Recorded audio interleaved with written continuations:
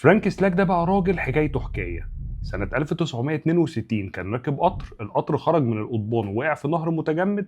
اغلب الركاب اللي في القطر ماتوا، بس سلاك ما حصلوش اي حاجه.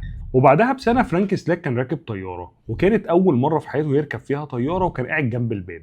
فجاه الباب بتاع الطياره بيتفتح، وسلاك بيتسحب في الهواء وبعدين ينزل، بس يقع على كومة قش. وما عداش ثواني والطياره كلها انفجرت، واغلب الركاب اللي فيها ماتوا، وهو ولا حصل له اي حاجه. استنى بس، القصه ما خلصتش. سنه 1966 فرانك سلاك كان راكب اتوبيس وعمل حادثه كعادته، واغلب الركاب اللي في الاتوبيس ماتوا. وطبعا مش محتاجه تفكير، فرانك سلاك ما حصلوش اي حاجه.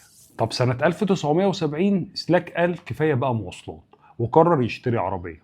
وهو ماشي بعربيته شم ريحه شياط، فنزل من العربيه عشان يشوف الشياط ده جاي منين. بمجرد انه نزل من العربيه انفجرت، وكانها مستنيه سلاك ينزل منها عشان تنفجر. وفضل مكمل في الحوادث الغريبه دي ويطلع منها برضه لحد سنه 1996. وما تفتكرش يعني ان هو مات، لا، هي الحوادث بس بطلت تحصل. وبعدين بقى سنه 2003 فرانك سلاك قرر يشتري ورق يا نصيب. ايه، ولع هو كمان؟ لا، فرانك سلاك كسب $1,000,000. تفتكروا بقى فرانك سلاك ده نحس ولا محظوظ جدا، ولا انتوا شايفين ايه؟ سلام.